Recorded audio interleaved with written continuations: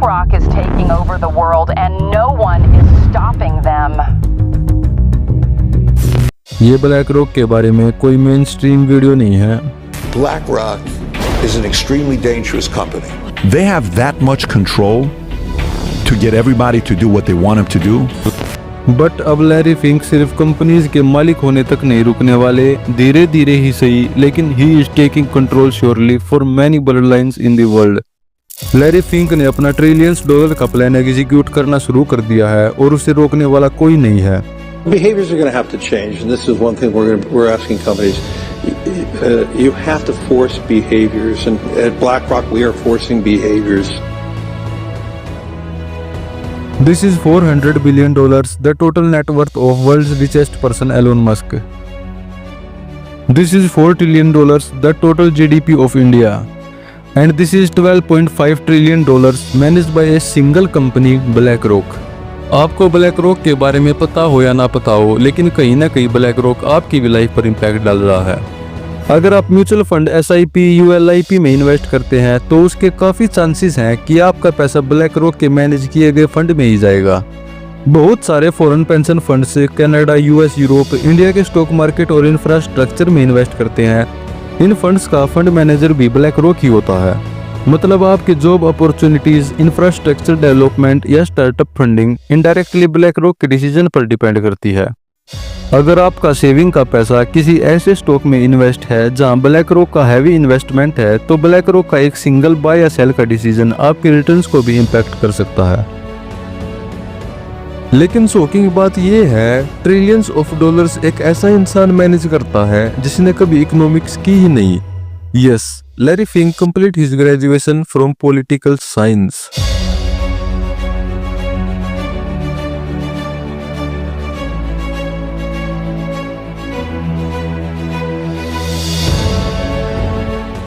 (1960) में कैलिफोर्निया का हर एक एवरेज टीनेजर या तो दुनिया बदलने का ड्रीम देखता था या एटलीस्ट उसे थोड़े टाइम के लिए एस्केप करना चाहता था। बट लैरी फिंक कोई एवरेज टीनेजर नहीं था। जब हर कोई ज्ञान की तरफ भाग रहा था, तब लैरी फिंक के दिमाग में कुछ और ही चल रहा था। लैरी फिंक एक इम्पोर्टेंट क्वेश्चन अपने आप से बार बार पूछता, how can he became one of the most powerful man in the world. Larry सोचता था कि कैसे मैं प्रेसिडेंट, CEOs एंड किंग्स के साथ बैठकर अपने भी ओपिनियंस दे सकता हूँ। उस वक्त लैरी को जो रास्ता दिखा वो था पॉलिटिक्स। और लैरी जब 17 इयर्स का हुआ, उसने UCLA में पॉलिटिकल साइंस में एडमिशन लिया। लेकिन लैरी की किस्मत में कुछ और ही लिखा था। लैरी अचानक रियल एस्टेट की क्लासेस भी लगाना शुरू कर देता है और सडनली लैरी स्काई स्क्रैपर्स और फॉर्च्यून्स के सपने देखने लग जाता है। एंड आफ्टर 2 more years अब लैरी अपनी रियल एस्टेट MBA कंप्लीट कर चुका था। लेकिन लैरी अभी भी श्योर नहीं था कि वो अपनी ड्रीम्स को रियलिटी में कैसे बदल सकता है। लेकिन गोल अभी भी एक ही था, पावर एंड मनी। 1976 में लैरी फिंक को फर्स्ट बोस्टन बैंक से ऑफर आता है और वो ऑफर एक्सेप्ट भी कर लेते हैं। अब लैरी के पास एक जॉब थी एक इन्वेस्टर के रूप में, और लैरी फर्स्ट बोस्टन बैंक में ऐसा परफॉर्मेंस करते हैं कि वो पहले ही 2 साल में मैनेजिंग डायरेक्टर बन जाते हैं और अगले ही 2 साल में एग्जीक्यूटिव कमेटी मेंबर भी बन जाते हैं। लेकिन फिर कुछ ऐसा होता है, लैरी का करियर बर्बाद होने की सीमा पर आ जाता है। 1986 में लैरी की एक गलत डिसीजन और गलत रिस्क मैनेजमेंट की वजह से फर्स्ट बोस्टन बैंक को $100 मिलियन का लॉस हो जाता है। और $100 मिलियन का लॉस काफी है किसी का भी फ्यूचर रूइन करने के लिए। और लैरी के साथ भी कुछ ऐसा ही होता है, लैरी को जॉब से निकाल दिया जाता है। लेकिन लैरी फिंक अपनी गलतियों से सीखना अच्छी तरह से जानते हैं। लैरी फिंक अपनी गलतियों को सुधारते हैं और 1988 में शुरुआत होती है एक ऐसी कहानी की जो आगे जाकर इतनी बड़ी बन जाती है जिसके एक डिसीजन पर पूरी दुनिया के लोगों पर इम्पैक्ट डल सकता है। यस, 1988 में शुरू होती है BlackRock।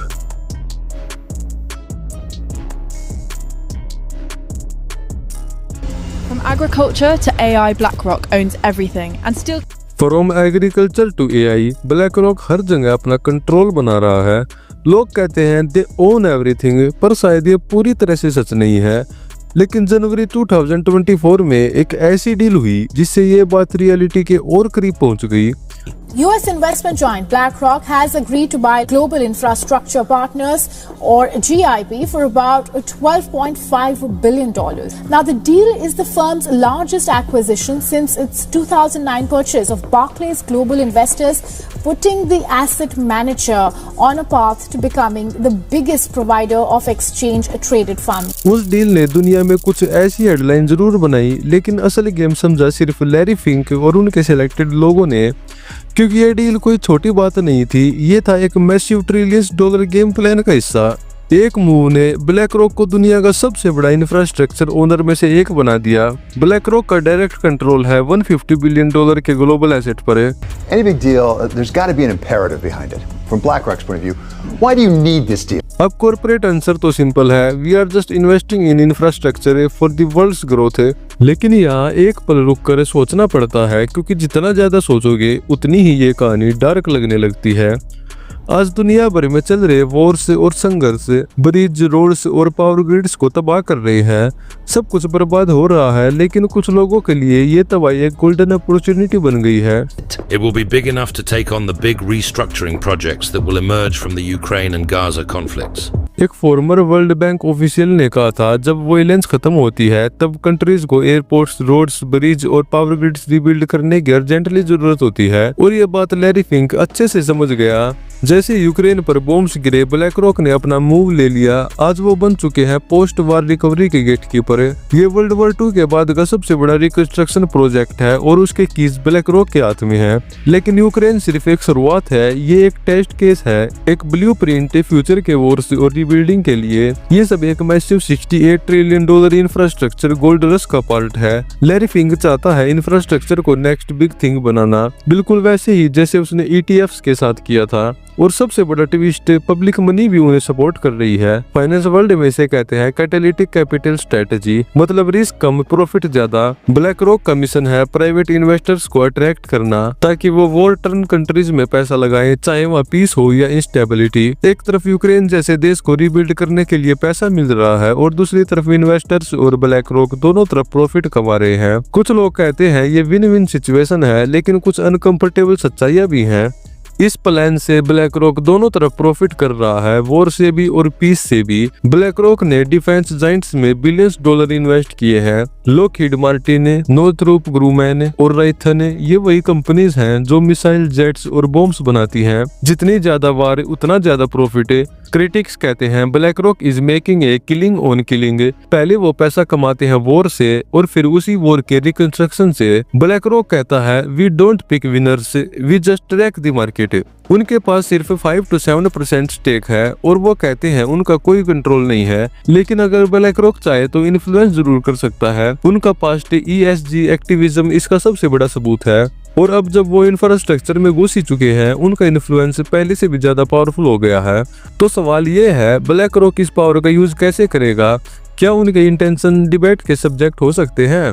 लेकिन एक चीज बिल्कुल क्लियर है, लैरी फिंक कुछ बहुत बड़ा बना रहा है। एक एवरीथिंग स्टोर फॉर इन्वेस्टर्स, जहां हर सेक्टर में उनके हैंड्स हैं। डिफेंस, सर्विलेंस, रिन्यूएबल एनर्जी या पोस्ट वॉर रिबिल्डिंग। चाहे दुनिया पीस की तरफ जाए या फिर और मुसीबत में डूबती रहे, ब्लैक रॉक हर हालत में प्रॉफिट करेगा। और जब तक पैसा बहता रहेगा, लैरी फिंक और ब्लैक रॉक एक ही रूल फॉलो करेंगे, the flow of money. In the end, it's not about peace, it's not about progress, it's only about profit.